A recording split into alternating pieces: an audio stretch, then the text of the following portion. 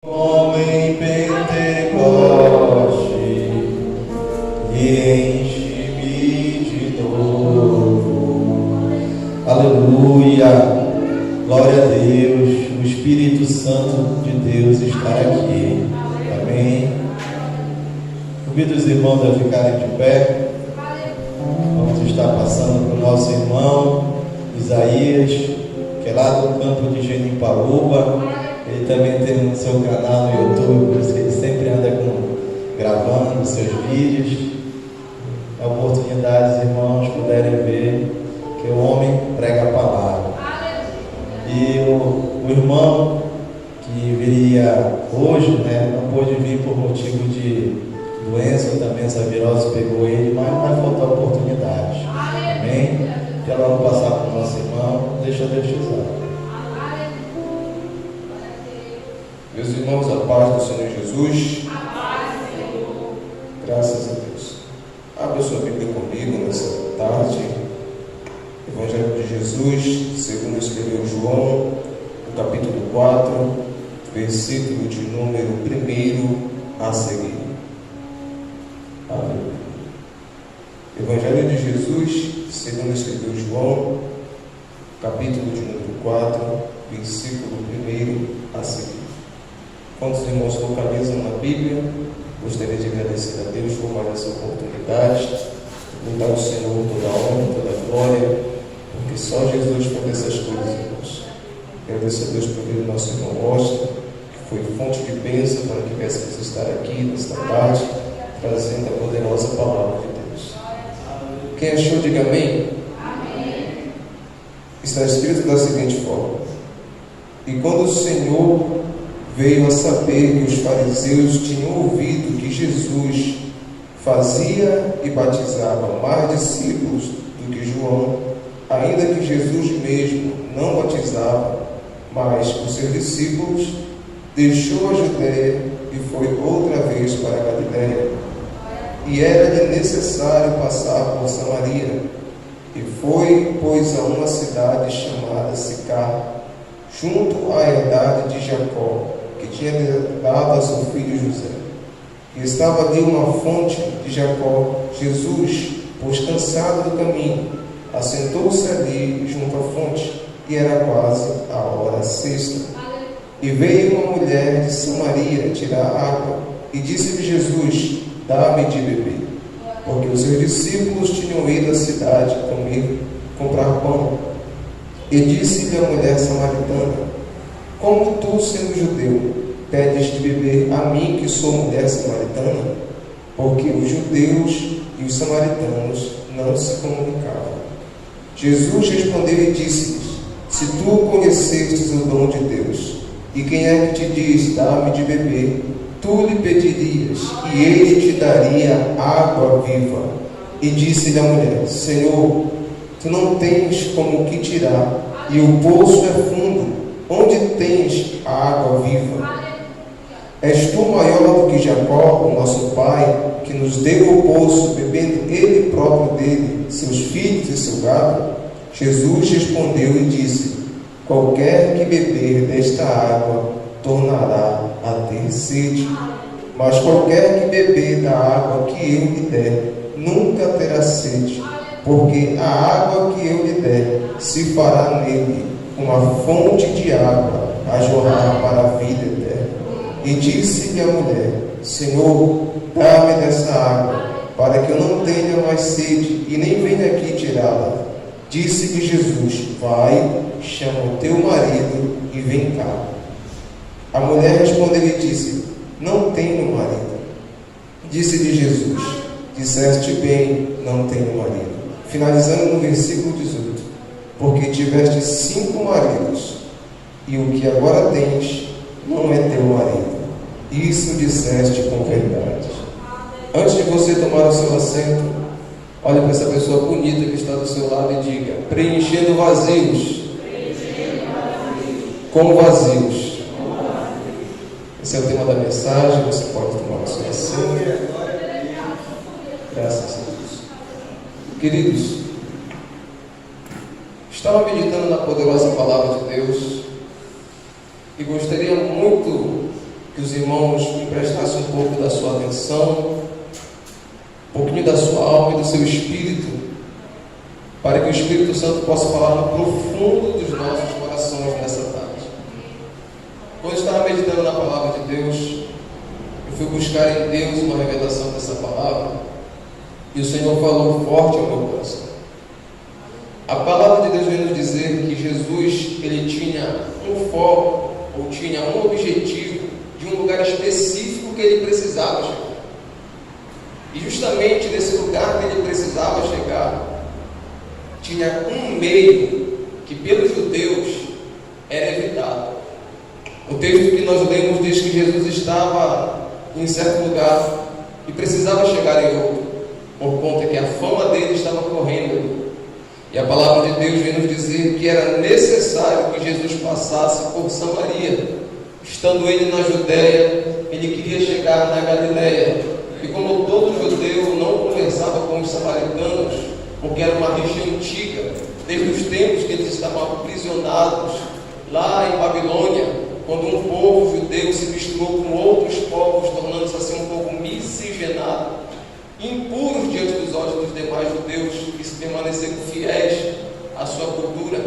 A palavra do Senhor vem nos dizer que em Samaria, quando o povo que ali fora conquistado, fora reassentado novamente, diversos outros povos diferentes, com culturas diferentes, acabaram ali no monte de Samaria, fazendo um altar ilícito, onde se prestava cultos a Deus, onde se prestava cultos ao Senhor, e assim também prestava-se culto a todo outro tipo de Deus que ali viesse. A palavra do Senhor vem nos dizer que esses homens e mulheres da nacionalidade judia, que agora tinham se misturado com outros povos, foram deserdados pelos seus compatriotas. A palavra do Senhor nos diz que Jesus ele estava abandonando a Judéia e precisava chegar na Galileia. E era um processo que todo judeu fazia quando precisava se deslocar, mas durava aproximadamente 6 dias. Quantos dias? Isso eles iriam levar consigo mantimentos, levariam roupas, levariam dinheiro, levariam comida, porque não iriam passar pela cidade de Samaria, dariam a volta no monte. Só que Jesus ele toma um caminho mais curto, porque a distância mais curta entre dois pontos é uma linha reta. Então Jesus ele decide tomar um caminho de 3 dias. Quantos dias? Passando por dentro de Samaria. Jesus, sendo judeu, ele chega em Samaria, que é um local errado. Para variar, ele chega numa hora errada, a hora sexta, contando de 3 em 3, como os judeus dividiam o dia. Ele chegou de meio-dia. E para variar, queridos, ele encontra uma pessoa errada, porque vai uma mulher samaritana tirar água no poço. E meio-dia, para todos nós que conhecemos, não é hora de tirar água, irmãos. Meio-dia já é a hora da panela estar borbulhando, o feijão está borbulhando na panela, para que venhamos almoçar. E meio-dia ninguém ia tirar água no poço. Então por que ela foi meio-dia? Porque ela tinha uma fama ruim na sua cidade. Ela tinha problemas na sociedade da sua cidade. Mas o que mais me chama a atenção é que Jesus chegou no lugar errado, na hora errada, encontrou uma pessoa errada e, para surpresa de todos, ele fez a coisa certa. E reino de Deus, irmãos, é exatamente isso que eu acabei de falar para vocês. É você chegar no lugar errado, na hora errada, encontrar uma pessoa errada e fazer a coisa certa.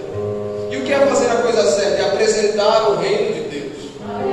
E o reino de Deus, muito diferente do que nós, da nossa geração atual, imaginamos, não é aquilo que pode ser visto pelos olhos humanos, tocado pelas mãos humanas, mas pode ser sentido pelo corpo humano.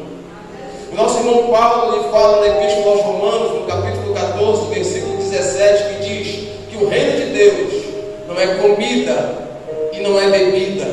Tudo aquilo que eu e você lutamos diuturnamente para colocar nas nossas mesas, comida e bebida, material. E o reino de Deus não é isso. Paulo diz que o reino de Deus é de paz, é justiça, é alegria do Espírito Santo de Deus.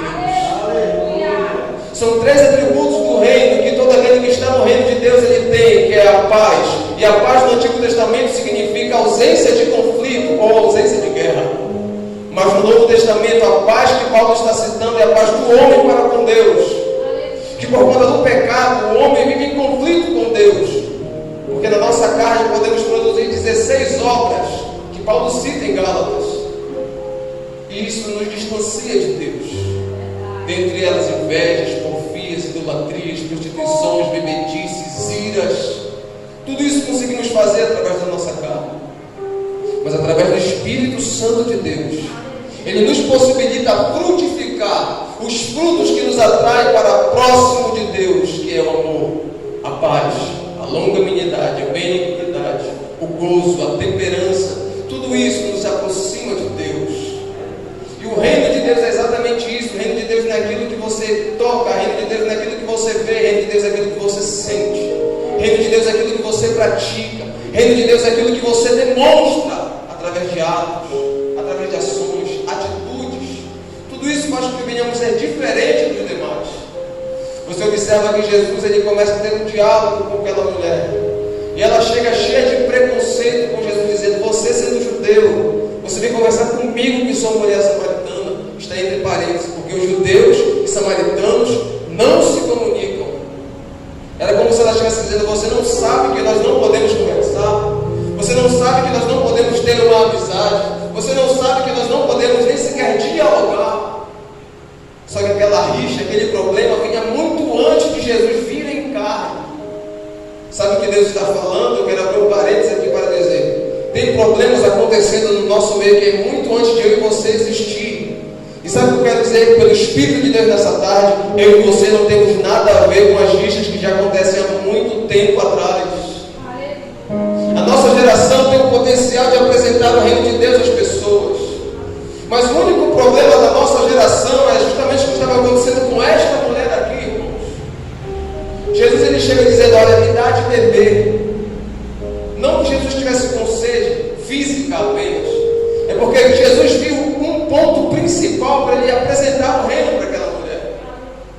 Ela disse: a gente não pode conversar. Ele fala para ela: se você me conhecesse, se você soubesse com quem você está falando, era você que lhe pedia água para beber, irmãos. Era você que lhe pedia água para beber, e eu te daria água viva. E ela debocha de Jesus, dizendo: olha, o poço é fundo, e o Senhor não tem balde. Cadê essa água viva? O Senhor é maior do que Jacó, o nosso pai, que nos deu o poço. E ele mesmo bebeu desse poço, deu para os seus filhos, para o seu gado. O Senhor é maior do que ele. E Jesus fala: olha, se você beber dessa água aqui, você volta a ter sede. Mas se você beber da água que eu te der, nunca mais você vai ter sede, porque a água que eu te der se tornará em você uma fonte e vai jorrar para a vida eterna. E ela confessa para Jesus, dizendo: Senhor, então me dê dessa água, para que eu não volte aqui mais para buscar e não tenha mais sede. E Jesus começa a conversar com ela, quebrando os protocolos. Ele fala: a gente vai continuar a conversa, mas agora vai na cidade, chama o seu marido e vem aqui comigo. E ela fala: Senhor, eu não tenho marido. Aí o Espírito Santo começa a dar a revelação, dizendo: você falou bem que não tem marido, porque antes de você vir conversar comigo, você já teve 5. E o que você tem agora, ele não é seu. Isso você disse em verdade. O texto, irmãos, não chama aquela mulher de prostituta. O texto não chama aquela mulher de adúltera. Embora muitos pregadores chamem. Até o próprio Jesus não chamou essa mulher de prostituta, de adúltera, nem nada do tipo. Jesus conheceu que no interior dela existia um vazio. E aqui eu entro na mensagem.